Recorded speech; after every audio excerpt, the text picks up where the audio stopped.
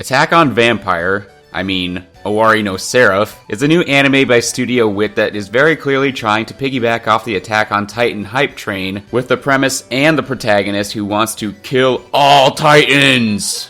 Vampires. Always good to set realistic goals for yourself, Naruto? It's not a good sign when I'm already finding weird things that probably won't ever make sense. That this virus only affected people over the age of 13. Totally doesn't sound like an excuse to make all the characters about the same age as the target audience, But in all seriousness, the first episode seems to emulate Attack on Titan's edgy, shock-laden first episode, where it shows relatively peaceful everyday life and then shatters it by killing people the protagonist cares about, but we don't know it all, and playing it up in an over-dramatic fashion. Oh, and thanks OP for spoiling the fact that Yuichiro's friend didn't actually die, even though he had a massive hole in his chest and his arm was ripped off and he's just a normal human being. Yuichiro does a generic shonen protagonist crap of talking shit against enemies he can't possibly do anything against. It's like he's got a death wish, and he's the edgy loner type as well, as usual. He's voiced by Iri no Miyu though, and I like him, but that sure as hell isn't good enough to make me like him anymore. The plot involves some stupid prophecy, which is a crippling sign of amateur writing. By the way, were you guys just sitting outside the vampire city waiting for him? Did the prophecy state what day and time the special would escape the vampire city? To make matters worse, it cops the fuck out and jumps into the cliche as fuck school setting, of course! You know, it actually started out interesting and wasn't too cliche of a setting, but it's like the writer's creativity ran out immediately, so they had to switch to a setting that basically writes itself. It's like the writer came up with the premise but panicked when he realized he couldn't get past the initial concept. And why is the main character in this school when he's the fucking chosen one? Why is he being treated like a normal civilian?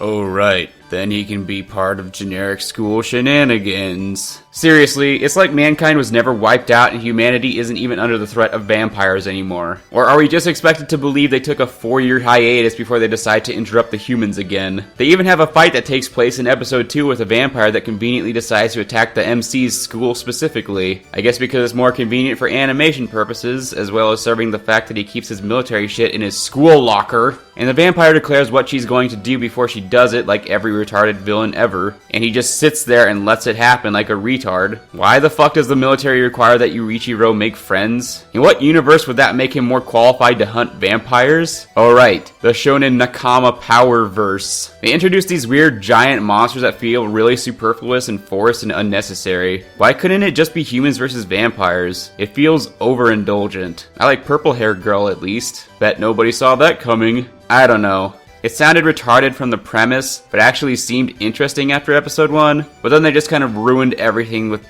buckets of cliches. Better luck next time, Studio Wit.